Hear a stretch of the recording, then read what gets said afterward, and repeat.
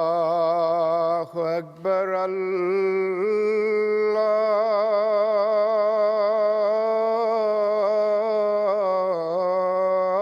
الله أكبر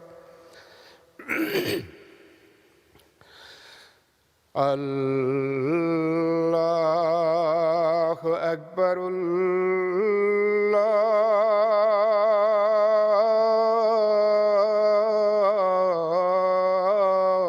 الله أكبر أشهد أن لا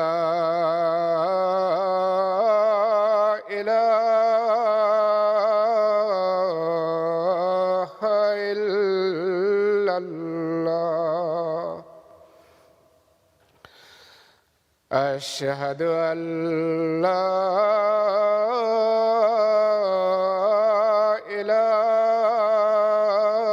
إله إلا الله أشهد أن محمدًا رسول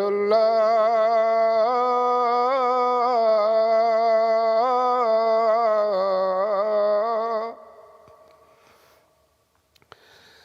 أشهد أن محمدًا رسول الله حي على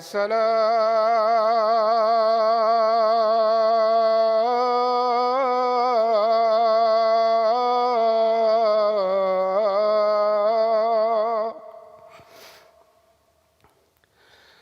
حي على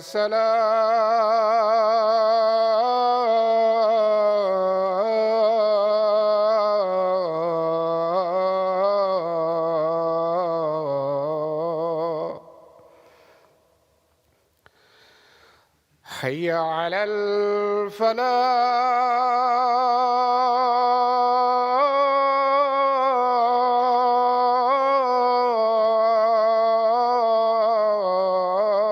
الفلاح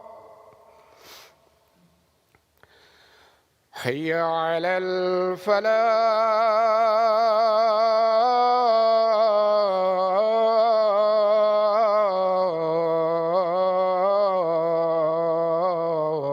الفلاح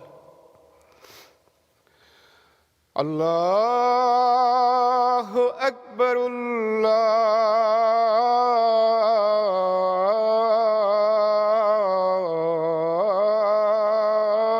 الله أكبر لا إله إلا الله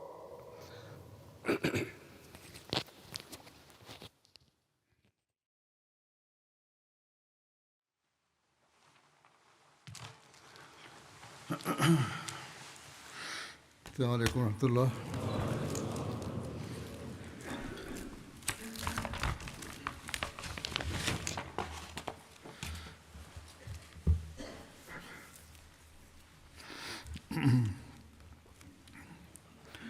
أشهد أن لا إله إلا الله وحده لا شريك له وأشهد أن محمدًا عبده ورسوله أما بعد فأعوذ بالله من الشيطان الرجيم بسم الله الرحمن الرحيم الحمد لله رب العالمين الرحمن الرحيم مالك يوم الدين إياك نعبد وإياك نستعين اهدنا الصراط المستقيم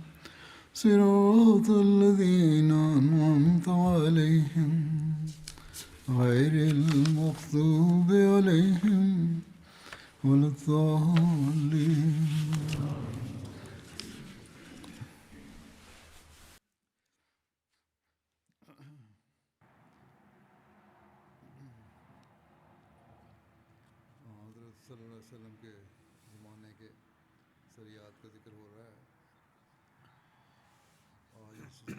Se discuten, o estaban discutiendo, las expediciones de la época del santo profeta Muhammad sallallahu alaihi wasallam.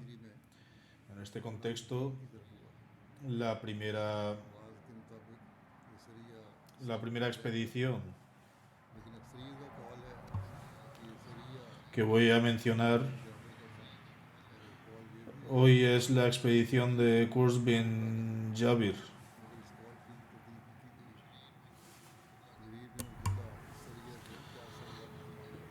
Esta expedición tuvo lugar en el Shawwal, el 10º mes del calendario islámico. En el sexto año después de la Égira, la migración del santo profeta Muhammad sallallahu alaihi wasallam de la Meca a Medina, en dirección al pueblo de Uraina. Algunos creen que esa fue la expedición de Said bin Zaid.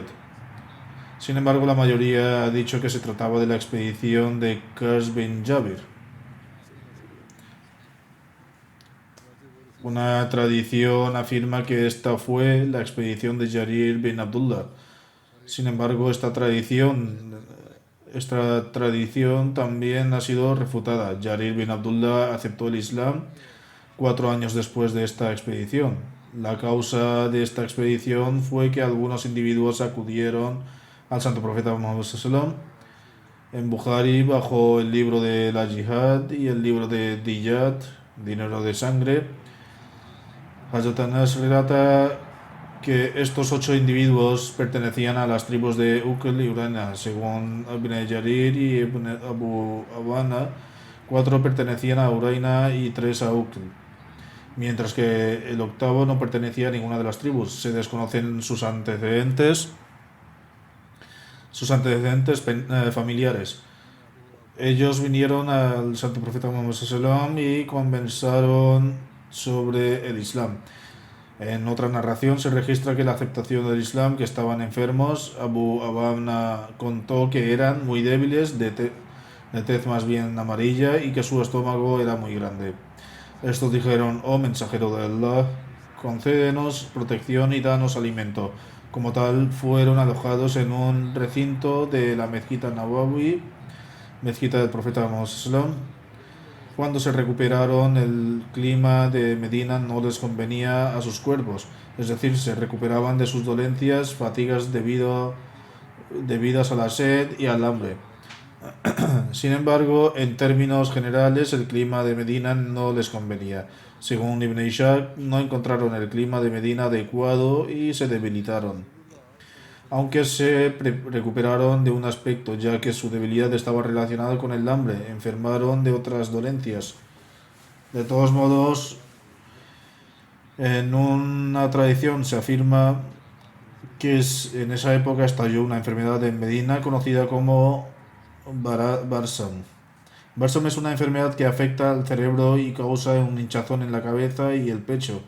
Dijeron: esta enfermedad ya ha llegado aquí y el clima no nos conviene. Somos propietarios de ganado, no agricultores. Por favor, facilítenos leche. Ante esto, el santo profeta dijo: no tengo nada más, sin embargo puedes ir a los camellos y así enviarlos al pasto. en una narración y se registra que el santo profeta Muhammad sallam le envió a los pastos a Faifa ben Jubar. Faifa ben Jubar es una zona árida cerca de Medina. En cualquier caso, de esta narración se desprende que no permanecieron mucho tiempo en Medina, sino que se marcharon bastante rápido y su salud mejoró después de beber la leche de las camellas. En otra narración se registra que el santo profeta Muhammad sallam les permitió ir a los camellos que habían sido asignados para caridad para que pudieran beber su leche. Entonces fueron donde estaban los camellos y bebieron su leche. Cuando se recuperaron y sus cuerpos volvieron al estado normal y sus estómagos se redujeron de tamaño, se convirtieron del Islam y ahuyentaron a aquellas camellas. Por un lado tenemos el trato amable del santo profeta Muhammad sallam y por otro lado tenemos su comportamiento de recuperarse y luego ser engañosos. Se relata que el esclavo liberado del santo profeta Muhammad sallam, Yasar, y algunos de sus compañeros los encontraron. Ellos alejaron a estas camellas después de convertirse al Islam. Después de convertirse. Y se llevaron a estos camellos con ellos. En cualquier caso, los musulmanes los desafiaron y los combatieron frontalmente. Los incrédulos también los defendieron.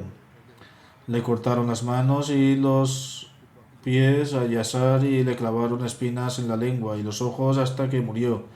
Estas personas que vinieron y robaron las camellas también pelearon contra los guardianes musulmanes y los mataron. Luego se volvieron hacia el pastor y primero mataron a Yasar y luego mataron también a los otros pastores. Un individuo se acercó al santo profeta sallam y le dijo: han matado a mis compañeros. Uno de ellos sobrevivió. Él vino donde el santo profeta sallam y le dijo que habían tomado las camellas. Se narró de Muhammad bin Umar que una mujer de Banu Amr bin Auf, montada en su burro, llegó a cierto lugar y pasó junto a Yasar, que está acostado debajo de un árbol. Cuando ella pasó junto a él ya había fallecido. Ella llegó con su gente y les informó sobre el incidente. Así también vino su gente y llevaron a Yasar en su estado muerto y lo trajeron hacia Cuba. Hay una narración en Sahih Muslim que algunos jóvenes de los Ansar estaban presentes con el santo profeta sallam y él los envió.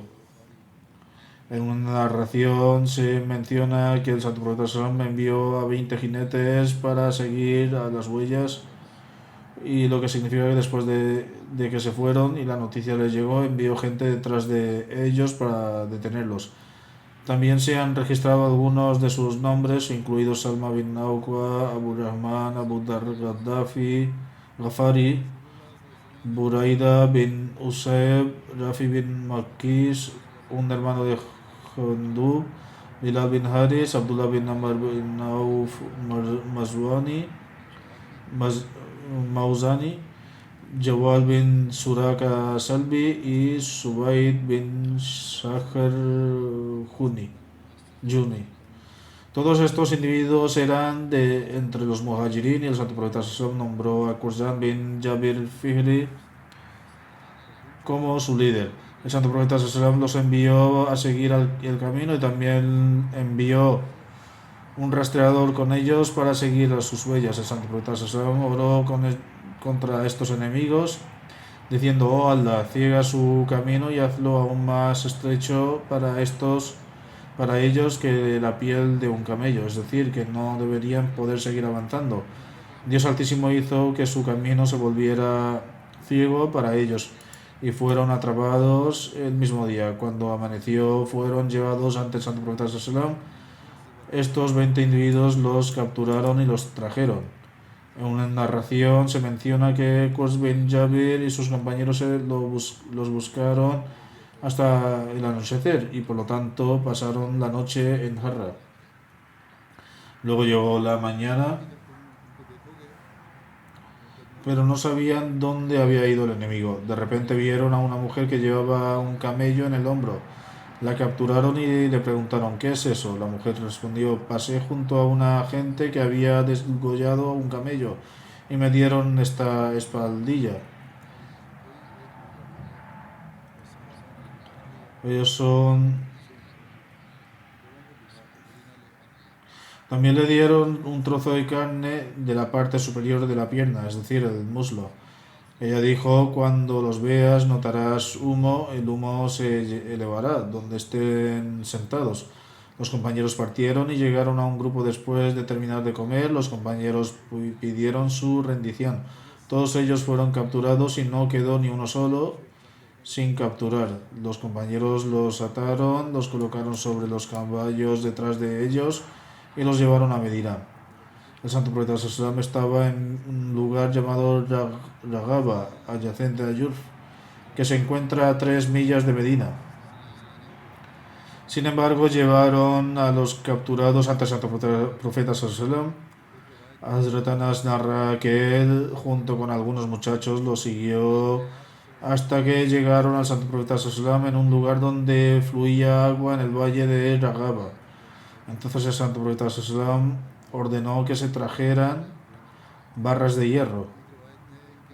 Ellos fueron calentados. El santo profeta Sallam pasó estas varas calientes sobre sus ojos porque habían infligido la misma crueldad a los pastores musulmanes. Según una narración, cuando fueron llevados ante el santo profeta Sallam, él ordenó que les cortaran una mano y el pie opuesto y que les cauterizaran los ojos con las varillas calientes. Los dejaron bajo el sol abrasador hasta que perecieron.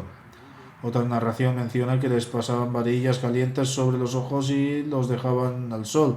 Pedían agua pero no les daban. Hazrat Anas afirma que vi a uno de ellos lamiendo el suelo con su lengua debido a la sed extrema y también debido al calor para poder refrescarse, hasta que todos murieron. Sus heridas no fueron cauterizadas para detener el sangrado ni recibieron tratamiento médico. Abu Kilaba narra que estos fueron los individuos que cometieron asesinatos, robos y apostataron después de aceptar el Islam y emprendieron la guerra contra el Islam y su mensajero Sallallahu. Ibn Sirin menciona que este incidente ayerín ocurrió antes de la revelación de los preceptos sobre los límites legales, así que ocurrió todo este incidente. A primera vista parece como si los musulmanes hubieran cometido grandes crueldades. Sin embargo, más tarde se revelaron los preceptos islámicos que aclararon los límites apropiados. Dios Altísimo reveló el siguiente versículo: la recompensa para quienes hacen la guerra contra Dios y su mensajero y se esfuerzan por crear desorden en la tierra es solamente esta, que sean asesinados o crucificados, o que sus manos y sus pies sean cortadas por ambos lados, o que sean expulsados de la tierra. Esta es una desgracia para ellos en este mundo y para ellos en el más allá habrá un gran castigo. Después de este versículo, el santo profeta Sallallahu no cauterizó los ojos de nadie, ni cortó la lengua de nadie, ni dio un castigo más duro que cortarle los brazos y las piernas. Y después de esto prohibió la mutilación de cualquier ejército que enviara. Y después de esto el santo profeta Sallallahu alentó la caridad y prohibió la mutilación. Muhammad bin Umar, Bakidi e Ibn Sa'd narraron que había robado 15 camellos de los campos. No obstante, hicieron esto a los musulmanes, por lo que el castigo que se les impuso fue equivalente a sus acciones. Sin embargo, después de acuerdo con la ley islámica,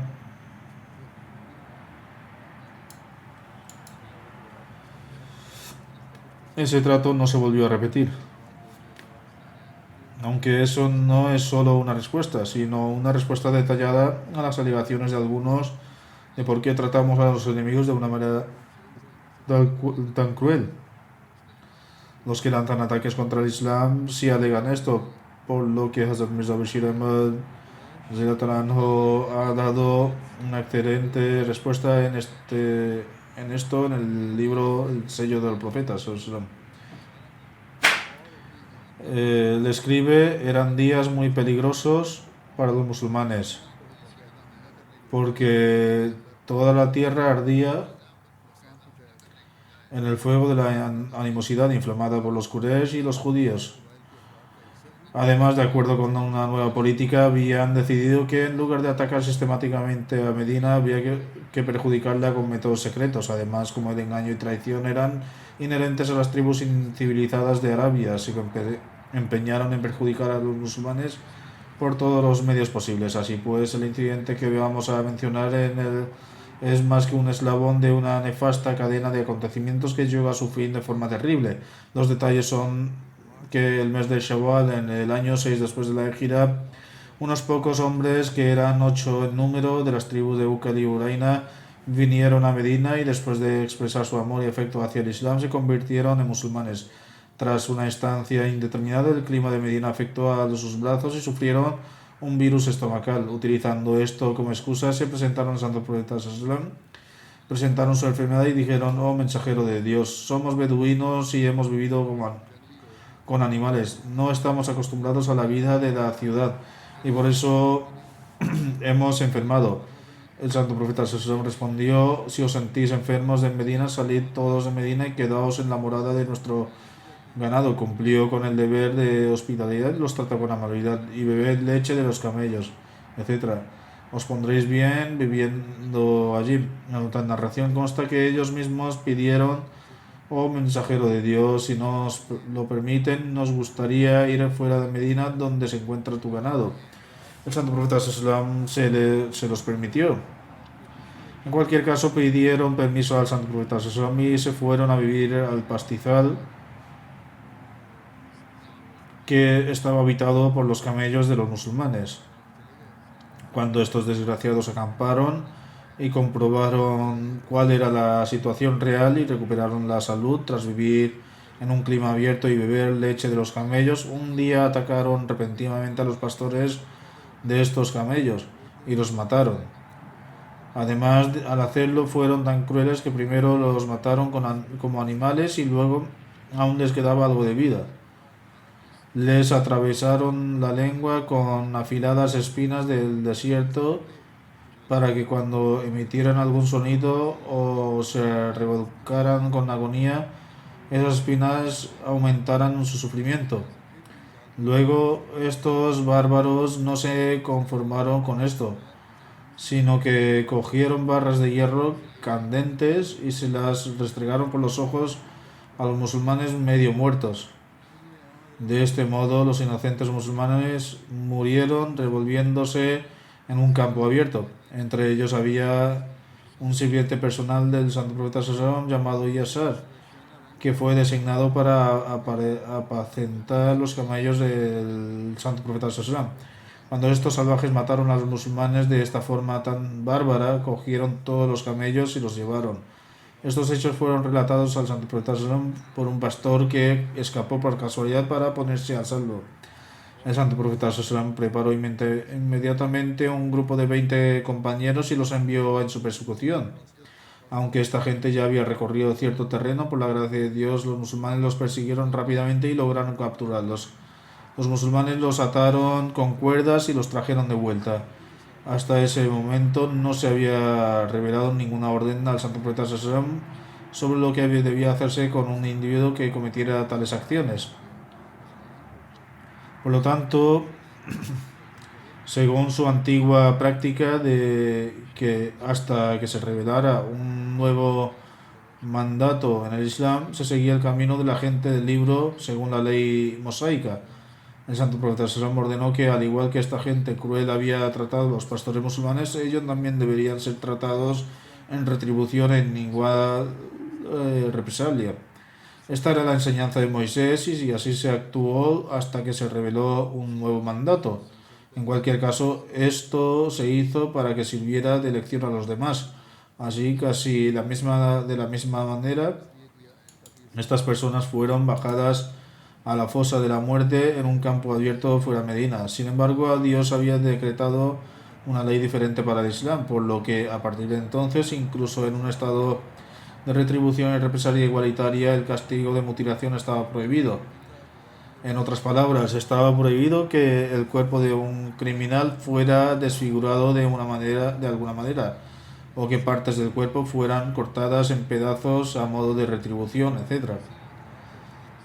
Él, Talano, escribe además sobre este incidente: no necesitamos escribir extensamente sobre este relato, porque la crueldad fue instigada por los infieles hacia los musulmanes de esta manera salvaje y bárbara y sin ninguna causa justa, puramente por animosidad hacia el Islam. Además, todo lo que se hizo en castigo fue simplemente en retribución y represalia equitativa. Además, se hizo en un estado en el que la tierra ardía en un fuego de enemistad hacia el Islam. Esta decisión también estaba de acuerdo con la ley mosaica, pero incluso entonces el Islam no mantuvo esta ley y prohibió tal curso de acción en el futuro. En tales circunstancias, ninguna persona razonable puede plantear una objeción. En esta ocasión también hay que recordar que estos hombres habían llegado a Medina con malas intenciones en primer lugar. Además, muy probablemente fueron entrenados por su tribu para vivir entre los musulmanes y hacerles daño. Además, es muy plausible que albergaran malas intenciones contra el propio Santo Profeta Sallallahu, pero al no encontrar ninguna oportunidad en Medina, idearon un plan fuera de la ciudad. Su mala intención también puede medirse por el hecho de que la forma en que trataron a los pastores musulmanes no fue simplemente la de ladrones y bandidos, sino que fue un acto de venganza total. Si al principio se habían convertido en musulmanes de corazón puro y más tarde, después de ver los camellos, sus intenciones habían cambiado a peor, entonces en tal caso lo que debería haber ocurrido es que hubieran cogido esos camellos y hubieran huido. Si por casualidad un pastor se hubiera convertido en un estorbo, como mucho deberían haber matado e irse. Sin embargo, la forma en que mataron al pastor musulmán y se pusieron a sí mismos en peligro al prolongar este acto de carnicería y tortura de los musulmanes demuestra evidentemente que esta acción no fue el resultado de una codicia casual. Muy al contrario, poseía claramente el carácter de animosidad y era el resultado de una malicia sincera y de un rencor prolongado. A cambio de esa acción despiadada, todo lo que hizo el Santo Profeta Sallallahu fue simplemente en retribución y represalia equitativa, de acuerdo con la ley mosaica que existía antes de la revelación de las enseñanzas islámicas. Sin embargo, poco después revelaron los mandatos islámicos y se declaró ilegal tal castigo. E incluso como acto de retribución, así las palabras de Bukhari son las siguientes: después de este caso, Santo Profeta Sallallahu hizo hincapié en la magnanimidad y la generosidad y prohibió mutilar el cuerpo de los enemigos en cualquier circunstancia. Varios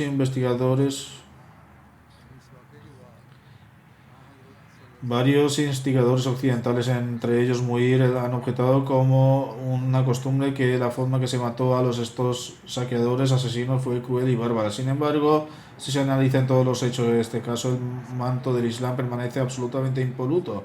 En realidad, esta no fue la decisión del Islam, sino de Moisés, cuya ley del Mesías cristiano no abrogó, sino que mantuvo. Tal vez nuestros oponentes tengan en mente el dicho Mesías cristiano: si alguien te golpea en la mejilla derecha, vuélvele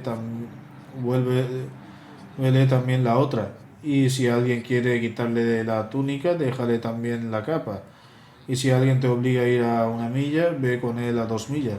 Si es así, nuestra oposición tiene derecho a plantear esta alegación, pero la cuestión es si alguien razonable considera esta enseñanza como una práctica establecida. Además, en los últimos 1950 años, ¿ha actuado algún hombre, mujer, comunidad o gobierno cristiano de acuerdo con esta enseñanza? Sin duda, esta enseñanza es maravillosa para subir al púlpito y exhortar a los sermones, Sin embargo, en la vida práctica esta enseñanza no tiene ningún peso, ni un individuo racional puede estar dispuesto a actuar de acuerdo con ello. Por lo tanto, en tal caso, anteponer este tipo de modelos emocionales y hacer de los musulmanes de blanco de una acusación no es sino aportar la prueba de la propia ignorancia. Fijaros en la ley mosaica de Moisés, que a diferencia de Jesús era un legislador y que entendía la esencia de la ley.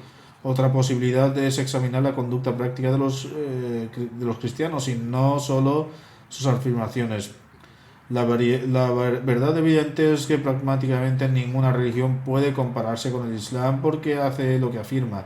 No tiene doble cara y tanto sus afirmaciones como sus acciones son tan elevadas que ninguna persona razonable y sin prejuicios puede oponerse a ello. Muy al contrario, uno se siente inclinado a alabar el Islam, porque a diferencia de la ley de Moisés no ordena la venganza en todas las circunstancias ni lanzar el hacha de la venganza de manera indiscriminada. Tampoco enseña que nunca deba administrarse castigo ni cuando un criminal comete el delito. Debe ser apoyado y fortalecido en su propósito, no castigándolo de acuerdo con la ley cristiana. En cambio, el Islam renuncia a estos dos extremos y presenta una enseñanza moderada que es la base de la de la verdadera paz en el mundo que es. El castigo de una herida debe ser semejante al de la misma y de igual intensidad. Sin embargo, si las circunstancias son tales que existe una posibilidad de reforma mediante el perdón y la clemencia, entonces el perdón y la indulgencia es mejor que curso de acción. Tal individuo será merecedor de una generosa recompensa de Dios. Esta es la enseñanza del Islam ha prestado en este respecto y ninguna persona razonable puede negar que se trata de una enseñanza sin igual que ha tenido en cuenta todos los aspectos de las necesidades humanas. Además, incluso en el caso del castigo ha establecido restricción de que no deben superarse los límites apropiados y condenado rotundamente de actos bárbaros de mutilación, etc. En comparación con esto, a pesar de la enseñanza ejemplar de Jesús de Nazaret, el comportamiento real que los cristianos han mostrado hacia sus enemigos y atrocidades que han cometido durante las guerras son una página abierta en la historia cuya repetición no es necesaria aquí. Mencionaré otra expedición que se llama Expedición di Karat. Existían opiniones divergentes entre historiadores y eruditos del Hadith en relación con la fecha en que se tuvo lugar. Los eruditos de Hadith opinan que tuvo lugar después del Tratado de Hudaybiyah y antes de la batalla de Khaybar, entre el mes de Dhul-Qa'dah del año 6 después de la Égira y el mes de Muharram del año 7 después de la Égira. Esto es lo que han establecido los eruditos del Hadith, mientras que los historiadores creen que ocurrió después de la expedición de Lihyan, es decir, la expedición que tuvo lugar en el mes de Jumada al-Ula del año 6 después de la Égira. Según el imam Bukhari y el imam Muslim, la expedición de Di Karat tuvo lugar 3 días antes de la batalla de Khaybar. Además mencionan que tuvo lugar después del Tratado de Hudaybiyah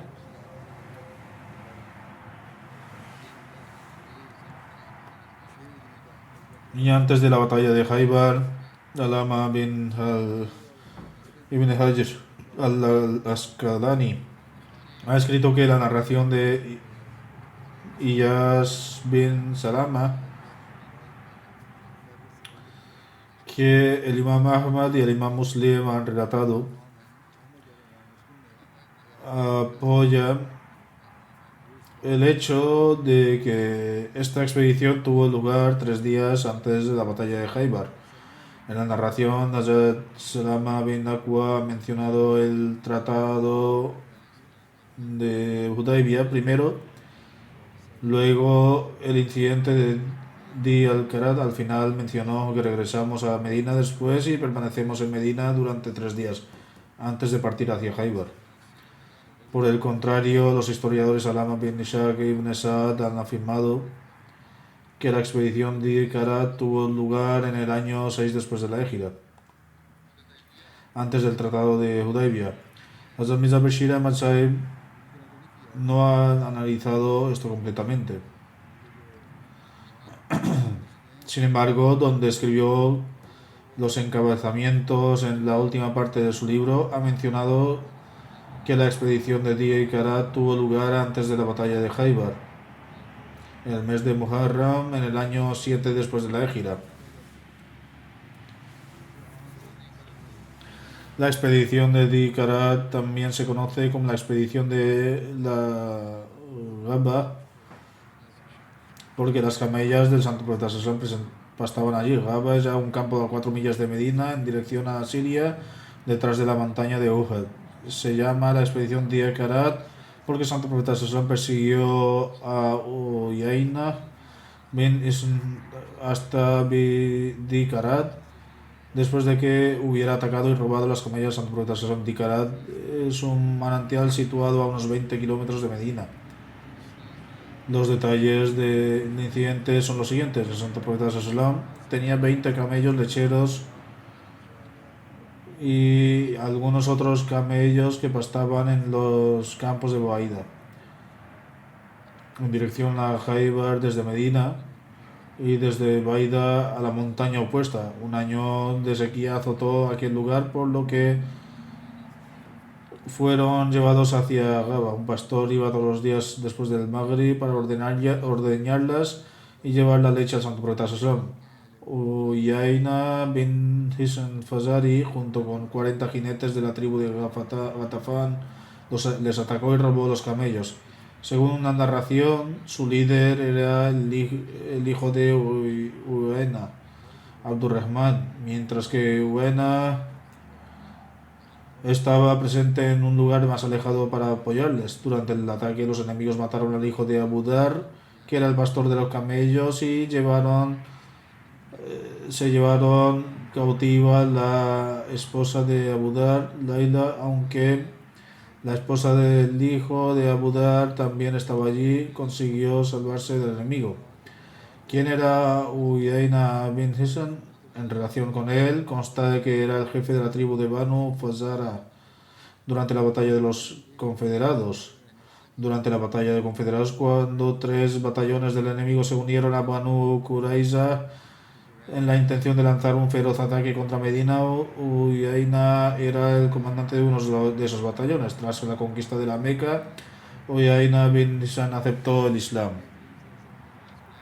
Según una narración, de Uyayna aceptó el Islam antes de la conquista de la Meca e incluso participó en ella. También participó en las batallas de Hunayn y Taif. El Santo Profeta Sallallahu los envió junto con 50 jinetes para castigar a la tribu de Banu Tamim. No había compañeros emigrantes, muhajirin ni ansar con él. La razón de esta expedición fue que Banu Tamim impidió que el recolector de las limosnas del Santo Profeta Sallallahu regresara con ellas. Luego, en la era de Hazrat Abu Bakr Siddiq, Uyayna también cayó presa de la sedición de la apostasía y se unió a Tulayha. Cuando éste reclamó el profetazgo, al principio se hizo musulmán, pero luego se convirtió en apóstata y juró lealtad a Tulayha. Más tarde fue llevado cautivo ante Hazrat Abu Bakr Siddiq y fue misericordioso con él y le liberó. Por ello volvió a aceptar el Islam. Su nivel de fe oscilaba aquí y allá. Se menciona en una narración que el Santo Profeta Sallallahu prohibió a Hazrat Abu Dar Ghafari y a ir a Gaba, pero a pesar de la advertencia del Santo Profeta Sallallahu, Hazrat Abu Dar Ghafari fue a Gaba de todos modos. Según los detalles registrados antes del ataque de Uyayna, Abu Dar pidió permiso al Santo Profeta Sallallahu para ir a los pastos de su camella. El Santo Profeta Sallallahu respondió: temo por vosotros, no sea que el enemigo os ataque desde esa dirección, pues no estamos seguros de Uyayna y sus aliados. Y este lugar también está en esa dirección. Abu Dar insistió, pero el Santo Profeta Sallallahu dijo: temo que maten a tu hijo y se lleven a tu mujer como cautiva, y que tú vuelvas con el apoyo de un bastón. Hazrat Abu Dar afirma: qué curioso es mi caso, que el Santo Profeta Sallallahu afirma: me temía por mí y yo existía. y por Dios sucedió exactamente como el santo profeta Sallam había afirmado. Yo estaba en casa cuando las camellas del santo profeta Sallam ya habían sido llevadas de vuelta al rancho. Se las había proporcionado a beber, es decir, se les había dado agua y comida, etc. Y se le había ordeñado. Luego nos fuimos a dormir y durante la noche Uaina nos atacó con 40 jinetes. Se detuvieron y gritaron, así que mi hijo salió y lo mataron. En relación con esto se menciona que Salama bin Aqwa salió en persecución del enemigo. Se menciona en Sahih al-Bukhari que Salama bin Aqwa narra: una vez partí antes del primer azán, llamada la oración del Fajr. Las camellas del mensajero de Dios sallam solían pastar en un lugar llamado Deikarat. Un sirviente del santo profeta sallam llamado Riba también estaba con Hazrat Salama. Continúa diciendo: un sirviente de Abdurrahman bin Auf se encontró conmigo y me dijo: las camellas del mensajero de Allah sallam han sido llevadas a la fuerza. Pregunté: ¿quién se las ha llevado? Él respondió: la gente de Gatafán. Hazrat Salama dijo entonces: di 3 fuertes gritos a la gente de Medina diciendo: Os Sabala. Son palabras expresadas en un momento de peligro. Continuó diciendo: hice que la gente de Medina me escuchara. Gritó con fuerza que llegaron hasta allí y su voz era muy fuerte. Entonces envió arriba a informar al santo profeta. Dice entonces me apresuré a seguir adelante y ataqué a los ladrones mientras daban de beber a los camellos. Empecé a lanzarles flechas, pues era un buen arquero. Y les decía: soy el hijo de Aqwa y hoy morirán los malvados.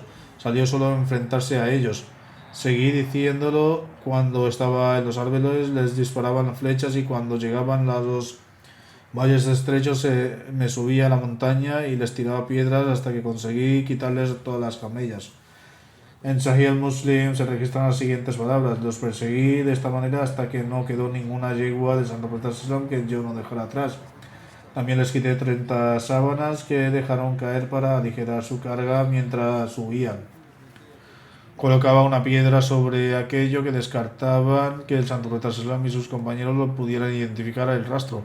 Seguí persiguiéndolos y les disparaba flechas. Se enfrentó a ellos sin duda. Según los relatos históricos y al principio de otros relatos, se afirma que no todos los camellos fueron recuperados, sino que algunos fueron capturados por el enemigo. Por otra parte, cuando la noticia de este incidente llegó al Santo Profeta, se hizo un anuncio en Medina declarando un estado de peligro. Se hizo un llamado: ya Huyal Kabir, lo que significa: oh jinetes de Alda, cabalgad. Inmediatamente los jinetes comenzaron a reunirse alrededor del santo profeta Sallallahu Alaihi Wasallam. Mikdad fue el primero en llegar, seguir al santo al-Hazad Abad bin Bashir, Saad bin Zaid, Usaid bin Hudair, Uksha, Muhriz bin Nazla, Abu Qatada y Abu Ayash.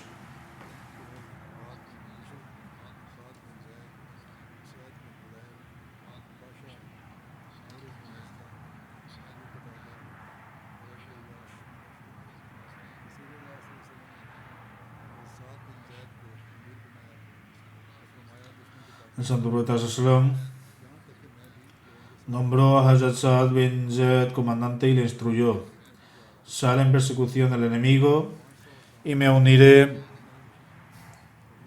a ti con los demás. El santo profeta Sallam le dijo que procediera y que se uniría a él después. El santo profeta Sallam procedió entonces con un contingente de 500 compañeros, aunque algunas narraciones mencionan que eran 700. Designó a Hazrat ibn Maktum, su delegado de Medina, y dijo a Hazrat Saad bin Ubada con 300 compañeros para proteger la ciudad. El santo profeta Sallam ató una bandera a la lanza de Hazrat Mikdad bin Aswad.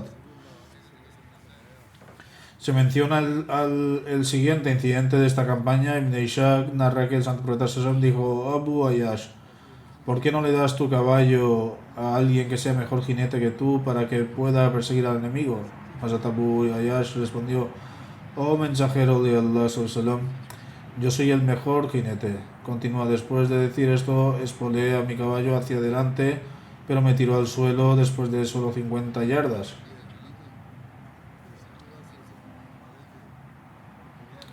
Me sorprendió que el santo profeta sallam dijera que debía darle el caballo a un jinete más experimentado, aunque yo había dicho que yo era el jinete más experimentado. Luego el santo profeta sallam le dio el caballo a Hazrat Muaz bin Mais.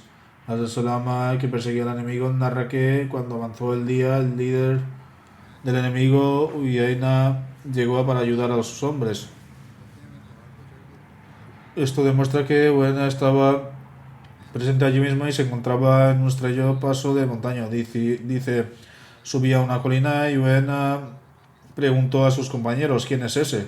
Ellos respondieron: este es el que nos ha estado persiguiendo desde la mañana, disparándonos flechas y recuperando los animales robados. Si se ha llevado todas nuestras pertenencias.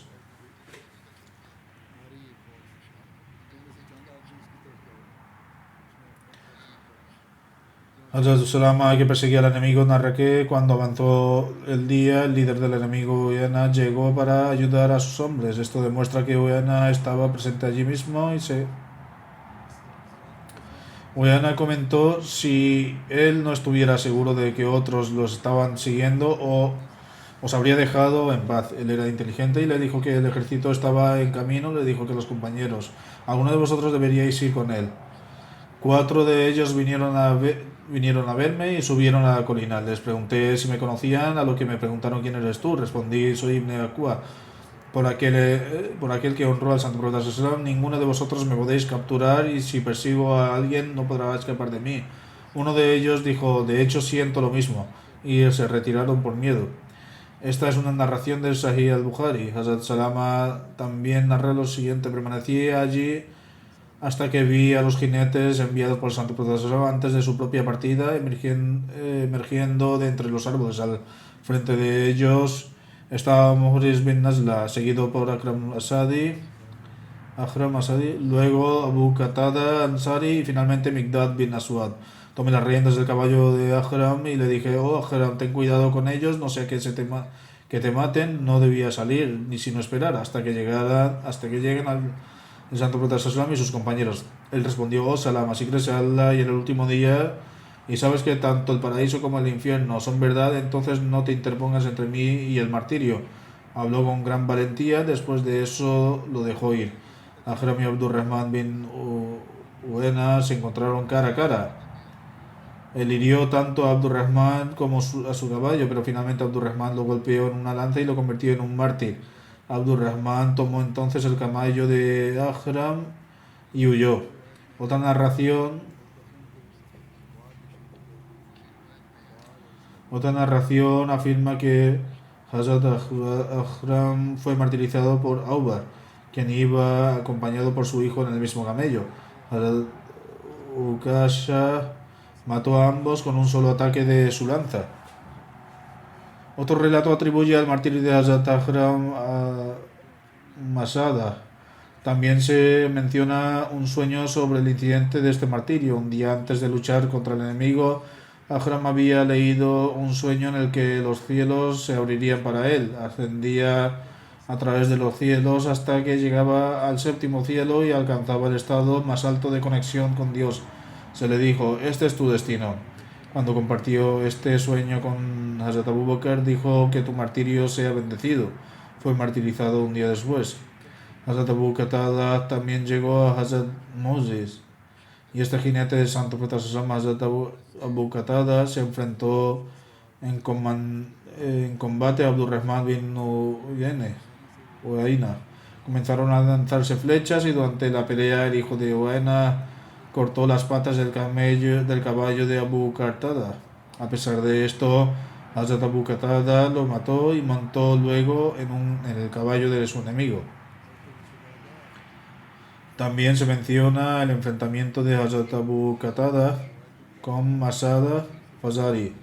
Según una narración, cuando Hazrat Abu Qatada se enteró del ataque del enemigo, el santo profeta Sallallahu partió de Medina junto con sus compañeros hacia Zubab, una pequeña montaña negra a lo largo de esta ruta del monte Uhud. Cuando venía de Taniyatul Wada, Abu Qatada fue hacia él y el Santo Profeta Sallam le dijo: "Oh Abu Qatada, ve y Allah te ayudará". Hazrat Abu Qatada dice que partió acompañado de otra persona y que rápidamente llegaron al enemigo. El compañero de Abu Qatada dijo: "¿Qué piensas de Abu Qatada?". "No tenemos fuerza suficiente para luchar contra ellos". Su compañero dijo que no tenían fuerza para luchar contra ellos. Él dijo: "¿Estás diciendo que debo esperar hasta que llegue el Santo Profeta Sallam?". En otras palabras, que debía esperar el refuerzo de todo el ejército en lugar de lanzar solos un ataque. Abu Qatada dije que deseaba que él atacara por un lado y yo por el otro. Entonces los dos lanzaron un ataque y crearon dificultades para el enemigo. El enemigo les disparó flechas y una de ellas lo hirió en la frente. Hazrat Abu Qatada dice: "Saqué la flecha y sentí como si hubiera sacado un trozo de hierro. Avancé y un jinete veloz con armadura se me acercó. Él me reconoció, pero yo no lo reconocí. Él dijo: "Oh Abu Qatada, Allah ha hecho que tú y yo nos encontremos". Se quitó la armadura del rostro y resultó ser Masada Fazari. Él dijo: "¿Qué prefieres? ¿Una pelea con espadas? ¿Un duelo? ¿Cómo te gustaría luchar? ¿Quieres usar espadas, lanzas o prefieres luchar?". Le dije que era su decisión y que podía elegir lo que quisiera. Dijo: "Entonces lucharemos". Estas eran las únicas formas que de guerra en ese momento. Se bajó de su animal, al igual que yo até mi caballo a un árbol, dejé mis armas allí y él hizo lo mismo. Luego comenzamos a luchar y Allah me concedió la victoria sobre él. Estaba sobre él y tenía la intención de levantarme, tomar mi espada y él la suya. Estábamos entre los dos ejércitos y por lo tanto cualquiera de nosotros podía haber sido atacado. Algo golpeó mi cabeza y alcanzamos las armas de Masada mientras luchábamos. Extendí mi mano y agarré su espada. Cuando me vio sosteniendo su espada en la mano, dijo: "Oh Abu Qatada, perdóname". Le dije que no, que ahora su lugar de descanso sería el infierno, y luego lo maté. Lo envolví en mi sábana, me puse su ropa y tomé sus armas. Monté su caballo y porque cuando estábamos luchando mi caballo había corrido hacia el enemigo y lo hacía desjarretado. Seguí adelante rápidamente y agarré al sobrino de Masada, quien estaba contra otros 17 jinetes. Les hice una señal y esperaron. Me acerqué a ellos y los ataqué. Entonces herí al sobrino de Masada con una lanza y le rompí el cuello. Sus compañeros huyeron y tomé posesión de los camellos que el enemigo había dejado en el momento del ataque de Hazrat Salama bin Naqwa.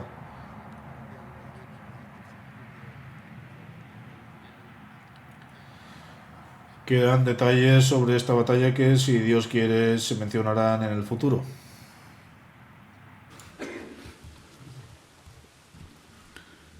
Alhamdulillah,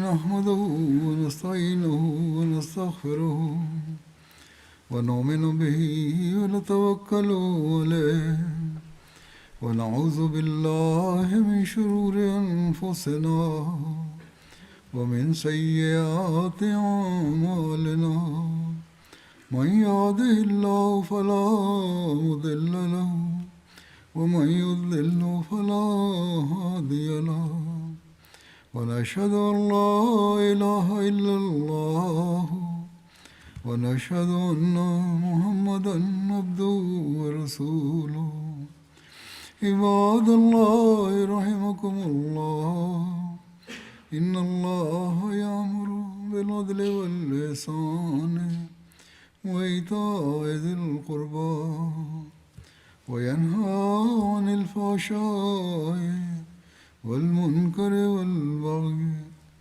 يعظكم لعلكم تذكرون اذكروا الله يذكركم وادعوه يستجب لكم ولذكر الله أكبر.